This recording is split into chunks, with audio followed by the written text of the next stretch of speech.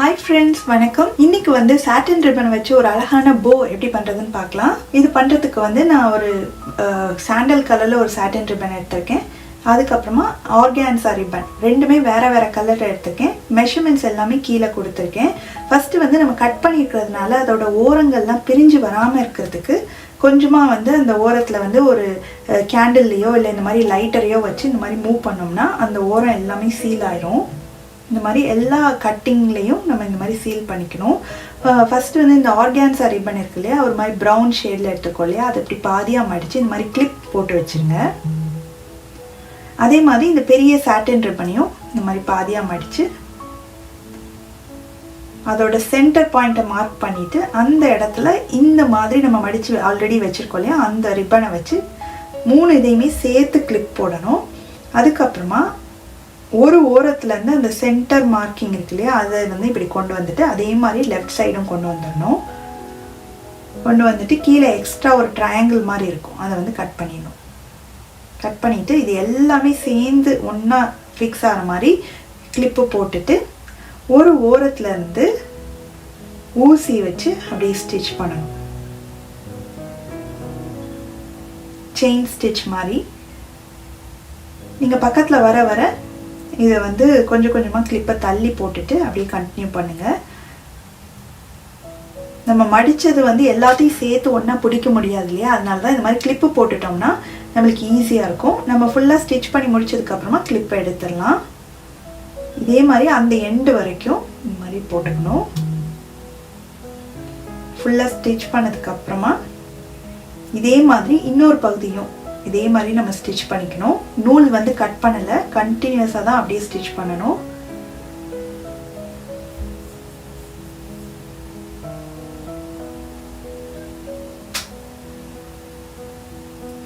கிளிப்பை வந்து கொஞ்சம் கொஞ்சமா நகட்டி வச்சுட்டு ஸ்டிச் போட்டுட்டே வாங்க.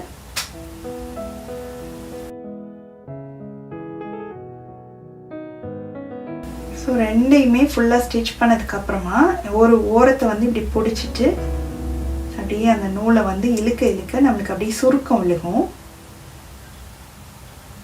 அதே மாதிரி இதையும் பண்ணிக்கணும்.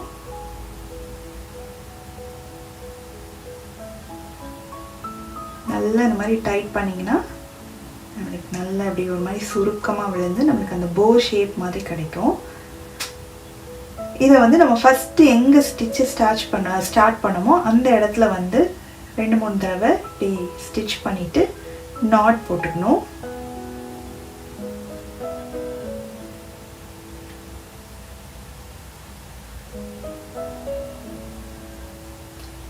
நல்லா ஒரு 2-3 நாட் போட்டுட்டு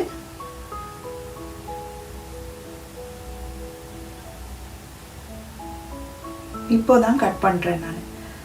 நம்மளுக்கு இந்த மாதிரி ஒரு போ ஷேப் வந்துச்சு பாருங்க. இப்போ ஒரு குட்டியாக ஒரு ஆர்கான்சா ரிப்பன் எடுத்திருந்தோம் இல்லையா, அதை வந்து இந்த மாதிரி ஒரு ஃப்ளீட் மாதிரி வச்சுக்கணும். இப்படி வச்சுட்டு ஓரத்தை வந்து இந்த மாதிரி சீல் பண்ணிக்கோங்க. இந்த மாதிரி லைட்டாக வச்சு பண்ணிங்கன்னா அந்த நம்ம ஃப்ளீட்டோடு சேர்ந்து அந்த இது நல்லா ஃபிக்ஸ் ஆகிக்கும். அதே மாதிரி இந்த எண்டுலேயும் வந்து நம்ம இந்த மாதிரி வச்சு மடித்து சீல் பண்ணி நல்லா ஃபிக்ஸ் பண்ணிக்கணும். இப்போ இது இந்த போவோட சென்டர்ல இந்த மாதிரி வச்சு சுத்தி கொண்டு வந்துக்கணும். நல்லா டைட்டா சுத்திக்கோங்க. டைட்டா சுத்தி இந்த இடத்துல வந்து நல்ல ஒரு க்ளூ கன் வச்சு நம்ம ஒட்டிக்கலாம்.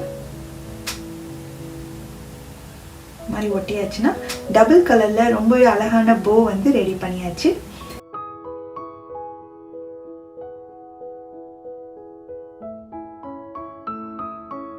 சாட்டின் ரிப்பன் வச்சு ரொம்ப அழகான ஒரு போ எப்படி பண்றதுன்னு பார்க்க. அதுக்கு வந்து சாட்டின் ரிப்பன் இந்த மாதிரி 2 பீஸா நான் வந்து கட் பண்ணி எடுத்திருக்கேன். அதோட டைமென்ஷன்ஸ் அளவு எல்லாமே கீழே வருது. அப்புறம் நடுவில் வர்றதுக்கு ஒரே ஒரு பீஸ் மட்டும் வேணும். ஃபர்ஸ்ட் நம்ம பெரிய சைஸ் கட் பண்ணியிருக்கோம் இல்லையா, அதுல இருந்து அடுத்த சைஸ் 3 சைஸ்ல இருந்து ஒன்னொன்னு எடுத்துக்கலாம்.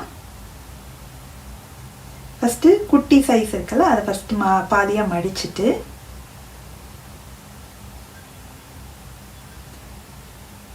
இந்த மாதிரி ஓரத்தை வந்து லைட்டர் வச்சு இப்படி சீல் பண்ணிங்கன்னா அந்த பாதியாக மடித்தது அப்படியே ஒட்டிக்கும். இந்த இதில் வந்து ஒரு கிளிப்பு போட்டு அப்படியே வச்சிடலாம். அடுத்து மீடியம் சைஸ் இருக்கு இல்லையா, அதை வந்து ஓரத்தை வந்து இந்த மாதிரி சீல் பண்ணிக்கலாம். அப்போ தான் நூல்லாம் பிரிஞ்சு வராமல் இருக்கும். அதே மாதிரி இந்த சைடும் பண்ணிக்கணும். ஒரு ஓரத்துலேருந்து இந்த மாதிரி இப்படி க்ராஸாக மடிச்சுட்டு அந்த டிப் வந்து அந்த இதோட ஜாயின் ஆகிற மாதிரி கொஞ்ச நேரம் லைட்டராக வச்சு பிடிச்சிங்கன்னா சீல் ஆயிரும். அதே மாதிரி இந்த ஓரத்தில் இருந்தும் இப்படி மடித்து இப்படி ஒட்டிக்கணும்.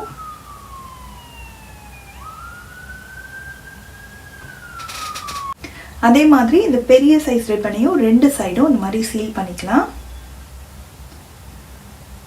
இதையும் அதே மாதிரி தான் ஒரு ஓரத்துலேருந்து இப்படி மடித்து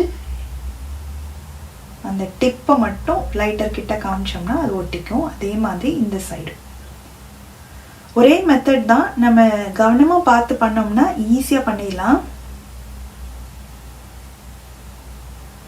ஸோ இதுதான் பெரிய சைஸ் இருக்கிறதுலையே.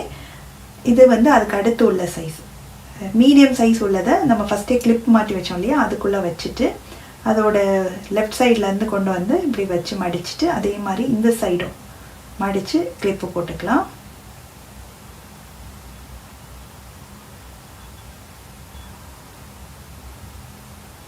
இந்த மாதிரி நம்மளுக்கு ஒரு ஸ்கொயர் மாதிரி இருக்கும் பார்க்குறதுக்கு. அடுத்து பெரிய சைஸ் இருக்கு இல்லையா, அதை வந்து இந்த மாதிரி இதோட சென்டரில் வச்சுட்டு அதையும் அதே மாதிரியே மடிக்கணும். மடிக்கும்போது பார்த்தீங்கன்னா கொஞ்சம் மேலே வந்து கேப் இருக்கிற மாதிரி மடிச்சுக்கோங்க. மேலே வந்து ஒட்டி மடிக்காமல் அந்த கேப் இருக்குது பார்த்தீங்களா, அதே மாதிரி லெஃப்ட் சைடில் வந்து ரைட் சைடில் எந்த அளவுக்கு கேப் விட்டுருக்கோமோ அதே அளவுக்கு இருக்கிற மாதிரி நம்ம மடிச்சுட்டு இந்த மாதிரி கிளிப் போட்டுக்கணும். இந்த மாதிரி கிளிப் இருந்தால் தான் இது ஈஸியாக இருக்கும். இல்லாட்டி நம்ம மடித்து பிடிக்கும்போது அதோட பொசிஷன் வந்து மாறுறதுக்கு வாய்ப்பு இருக்குது. இப்போ பார்த்தீங்கன்னா லெஃப்ட் சைடு ரைட் சைடு ரெண்டுமே வந்து கிட்டத்தட்ட ஒரு 1 சென்டிமீட்டர் அளவுக்கு கேப் இருக்கிற மாதிரி நம்ம வச்சு மடித்தாச்சு. அடுத்து ஊசியில் வந்து நூல் கோர்த்து எண்டில் வந்து முடிச்சு போட்டிருக்கேன். இதை வந்து அப்படியே கண்டினியூஸாக தையல் போட்டுக்கணும். தையல் போடவே இந்த மாதிரி லைட்டாக அப்படி இழுத்து விட்டிங்கன்னா நம்மளுக்கு அந்த சுருக்கம் மாதிரி வர ஆரம்பிக்கும். பக்கத்தில் வர கிளிப்பை வந்து கொஞ்சம் தள்ளி வச்சுக்கோங்க. நீங்கள் ஸ்டிச் பண்ணும்போது எல்லா லேயர்லேயும் நம்ம நிறைய மடிப்பு இருக்கு இல்லையா, எல்லா மடிப்புக்குள்ளேயும் அந்த நூல் போயிட்டு வரணும், ஊசி போயிட்டு வரணும். அப்போ தான் வந்து லூஸ் ஆகாமல் எதுவும் பிரிஞ்சு வராமல் இருக்கும். ஸோ அந்த அளவுக்கு நம்ம இது எல்லாத்தையும் இந்த எண்டுலேருந்து அந்த எண்டு வரைக்கும் நம்ம ஸ்டிச் பண்ணிகிட்டே இருக்கணும். ஸ்டிச் பண்ண நீங்கள் அப்படியே இப்படி இழுத்துட்டே வந்தீங்கன்னா கொஞ்சம் டைட் பண்ணிகிட்டே வந்தீங்கன்னா நம்மளுக்கு அந்த ஒரு ஃப்ளீட்ஸ் மாதிரி சுருக்கம் வர மாதிரி இருக்கும். அதுதான் வந்து நம்மளுக்கு அந்த போவோட ஷேப் வந்து கொண்டு வரும். பார்த்தீங்கனாலே உங்களுக்கு தெரியும். இந்த எண்டு வரைக்கும் வந்ததுக்கு அப்புறமா இந்த மாதிரி நாட் போட்டுருங்க.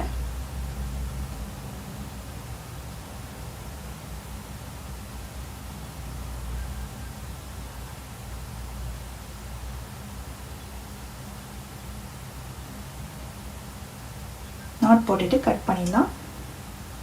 இப்போ இது ஒரு சைடு ஆஃப் த போ. இதே மாதிரியே வந்து நம்ம இன்னொரு சைடும் ரெடி பண்ணியாச்சு. ரெண்டுமே அதே மாதிரி மெத்தடில் தான் நீங்கள் பண்ணணும். பண்ணிவிட்டு நடுவில் வந்து கொஞ்சம் நிறையவே க்ளூ போட்டுட்டு இந்த இன்னொரு பாதி எடுத்து இப்படி நல்லா ஒட்டிடலாம்.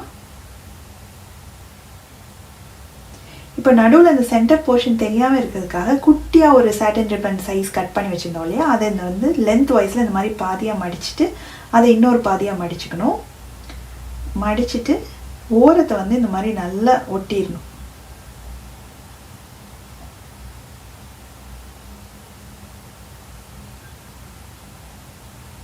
நல்லா லைட்டரில் காமிச்சிட்டு இப்படி ப்ரெஸ் பண்ணிங்கன்னா நல்லா ஒட்டிக்கும்.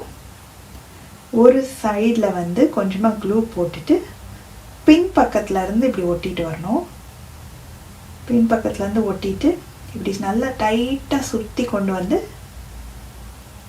நல்லா டைட்டாக கொண்டு வந்து பின்னாடியும் அதே இடத்துல க்ளூ போட்டுட்டு நல்லா டைட்டாக பிடிச்சி ஒட்டிடணும். ஒட்டி கொஞ்ச நேரம் பிடிச்சிருந்திங்கன்னா நல்லா ஒட்டிக்கும். அவ்வளோதான். எவ்வளோ அழகாக இருக்குது பாருங்கள். இந்த போ ரொம்ப சிம்பிளான மெத்தட் தான், ஆனால் ஃபினிஷ் பண்ணி பார்த்தம்போது ரொம்பவே நல்லாயிருக்கும். நீங்களும் இதை ட்ரை பண்ணி பாருங்கள். ட்ரை பண்ணிங்கன்னா எப்படி வந்ததுன்ற ஃபீட்பேக்கை ஷேர் பண்ணுங்கள். தேங்க்ஸ் ஃபார் வாட்சிங்.